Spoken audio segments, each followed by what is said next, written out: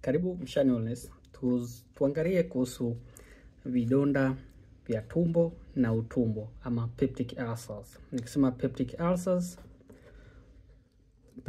ulcers maana yake inamaanisha ni vidonda vinavyoshambulia tumbo na utumbo. Maeneo yote haya mawili yanaweza yakashambuliwa na vidonda. Na tunapozungumzia vidonda vya tumbo kuna sababu kubwa kama 3 hivi. Kuna sababu ya kwanza ni asidi nyingi tumboni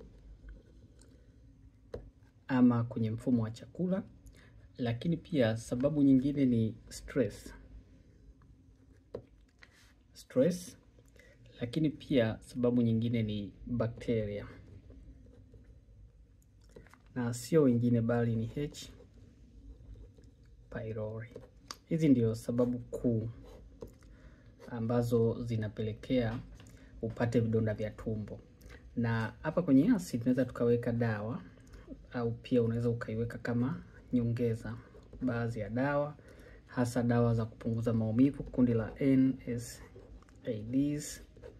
mfano ibuprofen. Zina induce acidity, lakini pia zina mekanizmu inayopunguza ulinzi wa kuta za mfumo wa chakula. Sasa kwenye somo hili tunazungumzia kuhusu dalili.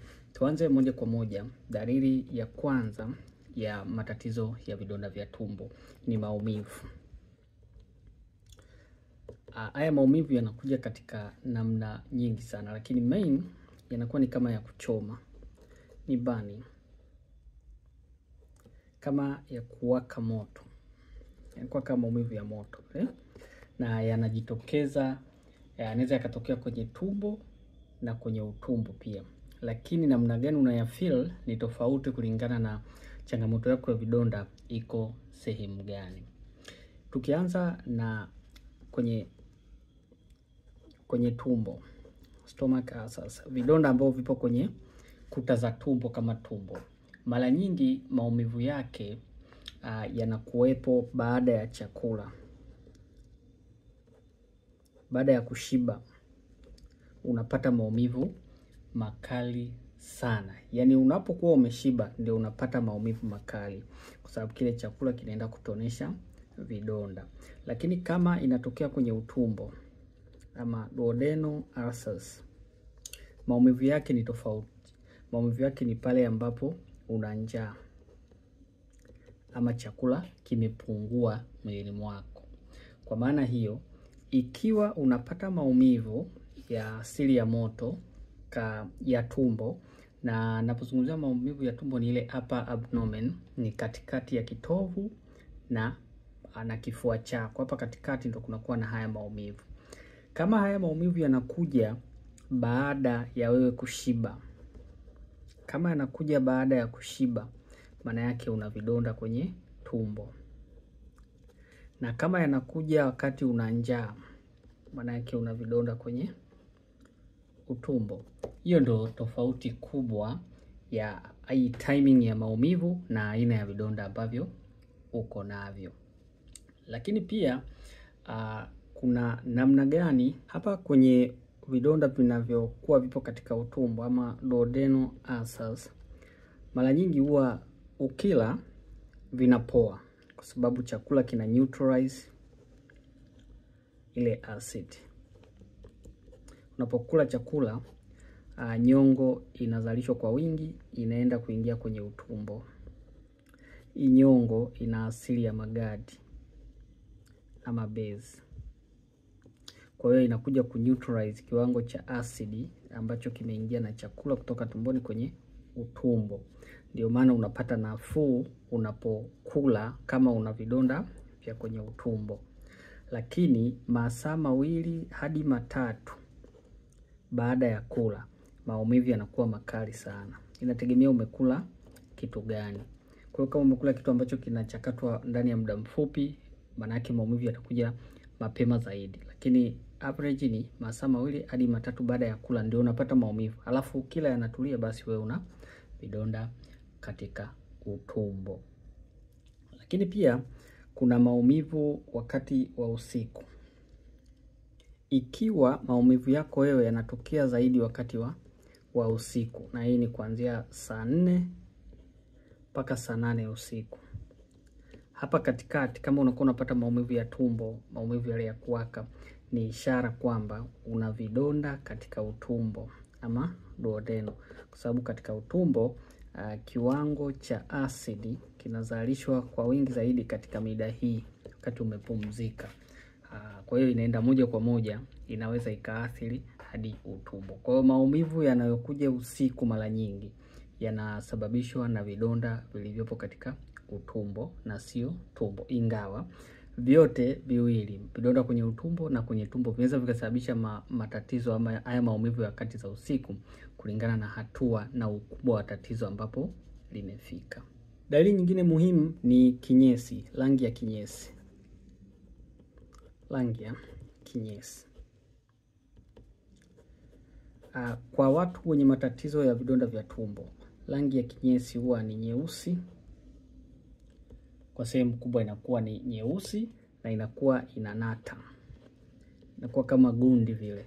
Kinyesi kinakuwa kama gundi lakini kinakuwa na rangi nyeusi. Unapoona rangi nyeusi kwenye kinyesi, moja kati ya ishara kubwa ni damu, ni uwepo wa damu. Kwa ule weusi katika kinyesi, maana yake ni damu imevujia. Kwa hivyo vidonda vyako wewe aidha ni vya kwenye utumbo au tumbo, maana yake vinavuja damu. Na hii damu utaitambua kwa kuangalia kinyesi chako, lazima kinakuwa cheusi.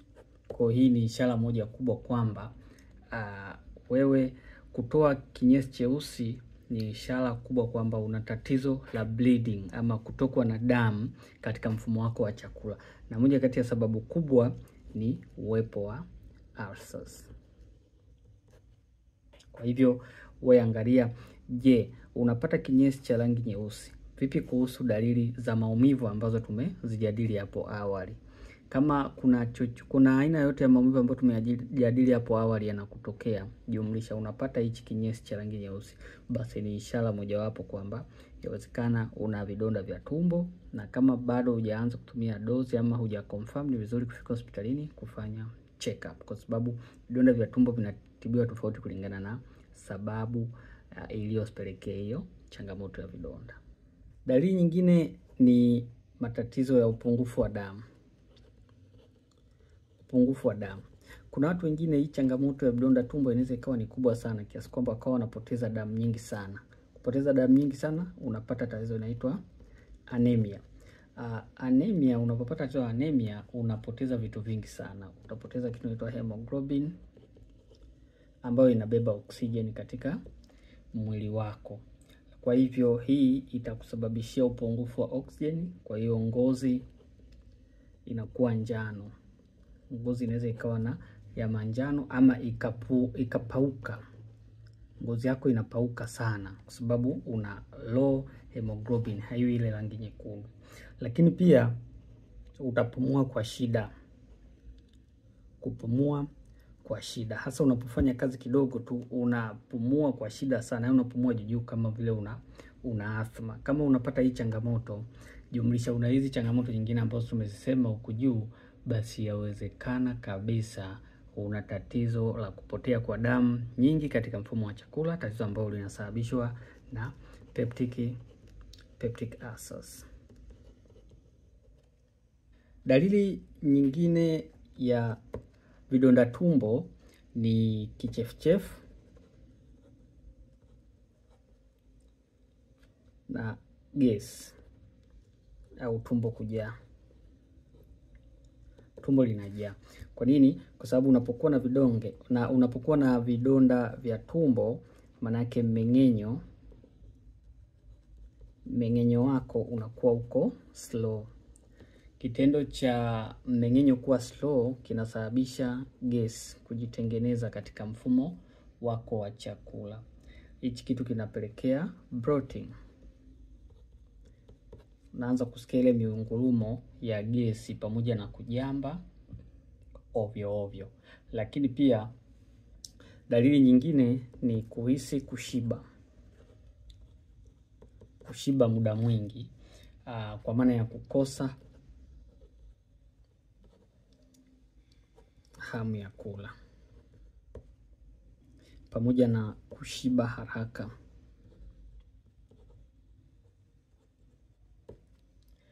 Kwa sababu unapokuwa na vidonda lazima kuna uvimbe. Uvimbe unasababisha kitu kinaitwa spasm. Yaani kuanza ile misuli yako inayozunguka mfumo wa mmeng'enyo wa chakula inakuwa inakaza. Kwa hiyo ile kukaza na kuachia inasababisha ile false fulfillment. Yaani ile kukaza na kuachia kuna kupotezea kwanza hamu ya chakula, kunapunguza appetite. Lakini pia kuna udanganya mwili wako kuona kwamba chakula kinatosha. Kwa hiyo unajiona umeshiba ghafla, yani umeonja tu kidogo unajiona umeshiba, lakini pia una lose kabisa ile appetite. Kwa sababu kuharibika vile vidonda katika mfumo wa chakula vinaharibu ile misuli ambayo inakusaidia sana katika kuhakikisha kwamba unapata appetite, lakini pia mmeng'enyo unaenda faster. Tofauti na hapo, manake unakuwa una changamoto katika hii misuli, na moja kati ya sababu kubwa ni vidonda katika mfumo wa mmeng'enyo wa chakula. Sababu nyingine ni njaa kali. Njaa kali. Kwa nini? Kwa sababu utumbo ambao tayari una vidonda, mmeng'enyo wake unakuwa uko slow. Kwa hiyo hata ile virutubisho havifyonzwi kwa ufanisi na kwa kiwango ambacho kinatakiwa. Kwa hiyo chakula kinakaa muda ambao unatakiwa kukaa katika tumbo, lakini kinachofyonzwa ni kidogo sana. Kwa hiyo mwili wako unakuwa signaled kwamba kuna upungufu wa virutubisho. Kwa hiyo ubongo utaitikia kwa kufanya mwili wako kuwa na appetite zaidi, yani kutaka kula zaidi. Lakini ukila kidogo tu unajiona lose ile appetite, yani unashiba faster. Kwa hiyo inakuwa ni kama cycle fulani. Unapata njaa kali lakini unakula kidogo. Unapata njaa kali unakula kidogo. Ni kwa sababu digestion iko slow, kuta zimeshaharibiwa, upate virutubisho. Kwa hiyo kuna prolonged, kunakuwa ni cycle ya signals kwamba kuna upungufu wa vitu fulani.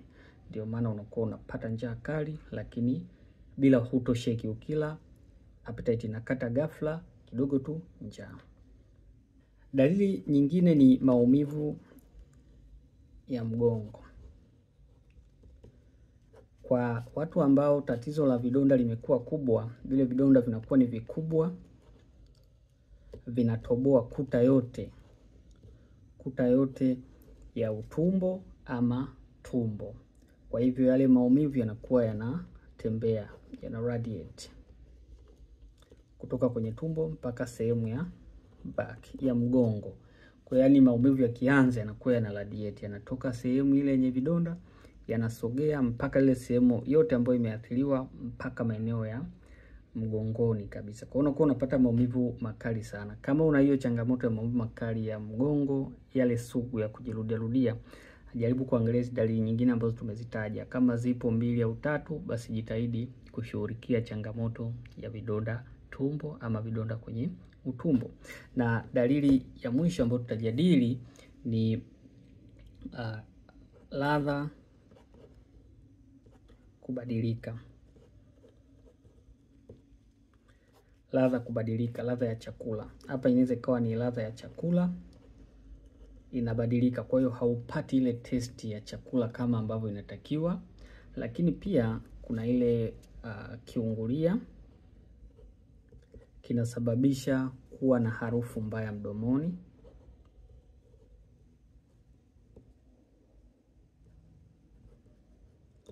Na kuwa na ile ladha ya hovyo katika mdomo wako. Sababu asidi inapokuwa inatoka mara kwa mara, inaweza ikafanya uharibifu, ikaacha vidonda. Vile vidonda vinaweza vikawa vinatoa hiyo harufu, lakini pia kwa sababu mmeng'enyo wako unakuwa ni dhaifu, kwa hiyo kiwango kikubwa cha chakula kinakuwa hakimeng'enywi. hakimeng'enywi ipasavyo. Kwa hiyo kuna partial digestion. Ile partial digestion, chakula kilichomeng'enywa kidogo alafu kingine kikaachwa bila kumeng'enywa katika ufanisi, automatic kinatoa harufu, kinakuwa tayari kinaharibika, sababu kiko eneo ambalo sio sahihi kwa muda ambao sio sahihi. Kwa hiyo kinakuwa kinatoa harufu.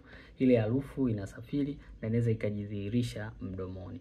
Kwa hivyo una mdomo unatoa harufu kali, maumivu ya mgongo, kukosa hamu ya kula, kupata njaa kali, kichefuchefu, pamoja na tumbo kujaa gesi, lakini pia matatizo ya upungufu wa damu kwa maana ya mwili, ngozi kupauka, kupumua kwa shida, lakini pia maumivu makali ya tumbo na utumbo wakati wa kula ama baada ya kula na wakati ukiwa na njaa. Vile vile kutoa kinyesi cha rangi nyeusi